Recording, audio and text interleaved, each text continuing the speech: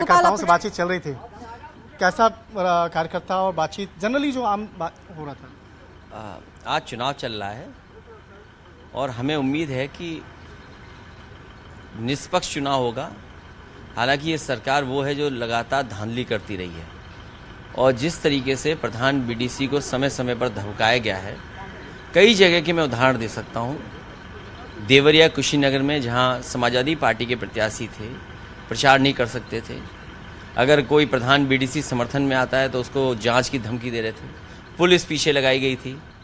और शायद लोकतंत्र में इस तरीके से खुलेआम लालच देना या अधिकारियों के माध्यम से धमकाना और उन्हें ये धमकी देना कि अगर सरकार के हिसाब से वोट नहीं पड़ेगा तो आने वाले समय में ऐसा हो सकता है, ये कई प्रधानों ने अनऑफिशियली बातें कही हैं और बता के गए हैं। हमें उम्मीद है ये चुनाव निष्पक्ष कराएगी सरकार और निष्पक्ष चुनाव होने से परिणाम दूसरे होंगे। 36 में से 9 निर्विरोध चुने गए हैं, इसको आप कैसे देखते हैं सर? अक्सर चुनाव में ये होता है और 36% निर्विरोध हुए। आप जानकारी करो निर्विरोध लोग कैसे हुए हैं, उस बहस में नहीं पड़ना है। लेकिन आज जो चुनाव हो रहा है, इससे पहले जिस तरीके का सरकार का और भारतीय जनता पार्टी का कामकाज रहा है, वो कहीं ना कहीं धमकी देने का कामकाज रहा है।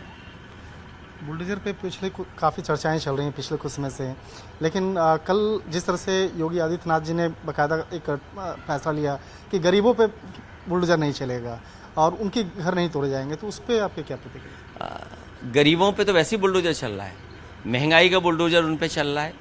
डीजल पेट्रोल कितनी महंगी हो गई। आज सुनने में आ रहा है कि गैस सिलेंडर दुनिया में इतना महंगा किसी देश में नहीं बिक रहा होगा जितना भारत में बिक रहा है। तो महंगाई का तो गरीबों में बुलडोजर पहले से ही चल रहा है और फिर कितने बड़े पैमाने पे लोगों के हाथ में काम, नौकरी, रोजगार नहीं है। इस पे सरकार क्या करेगी? हालांकि ये सरकार कंटिन्यूटी की है, पहले भी सरकार ये थी, अब भी सरकार ये है। बहुत बड़े बड़े सपने दिखाए गए थे, जब पहला संकल्प पत्र पूरा नहीं हुआ है, ये 5 साल में जो वादे किए वो कितने पूरे होंगे, ये बड़े सवाल है। गोरखपुर मठ पे जिस तरह से एक संदिग्ध आदमी को पकड़ा गया है और जिस तरह से बकायदा इस मामले में केंद्रीय जांच एजेंसी एनआईए को इस मामले के जांच का जिम्मा सौंपा गया है, इस पर आपकी प्रतिक्रिया? सरकार को भेदभाव नहीं करना चाहिए। किसी की अगर भाषा खराब है तो जो दूसरों के ऊपर कार्रवाई करते हैं वो उन पे भी कार्रवाई हो जो लोगों को धमका रहे हैं। आखिरकार सीतापुर में क्या हुआ? क्या ये भाषा मर्यादित थी?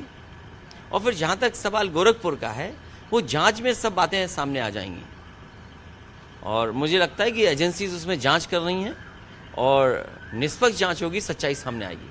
शुक्रिया सर, धन्यवाद। तमाम अपने कार्यकर्ताओं से मिलते हुए अखिलेश यादव जो है बाकायदा देखा जा सकता है कि यहाँ पर आने के बाद, सैफे में आने के बाद, अपने निवास पे आने के बाद लगातार अपने तमाम कार्यकर्ताओं से मिल रहे हैं और मिलने के बाद अब यहाँ से सीधे मतदान केंद्र पर जाएंगे। हालांकि आज मुलायम सिंह यादव जो है वो भी आकर के अपने मत का प्रयोग करेंगे। हालांकि इनका मतदान जो है आज करहल में है, हालांकि वहाँ पे पहले से ही निर्विरोध चुना जा चुका है, इसलिए वो मतदान नहीं करेंगे। लेकिन तमाम जो कार्यकर्ताओं से अपने आवास पर मुलाकात करते हुए अखिलेश यादव दिखे। वीडियो जर्नलिस्ट सोनू मंडल के साथ शंकर।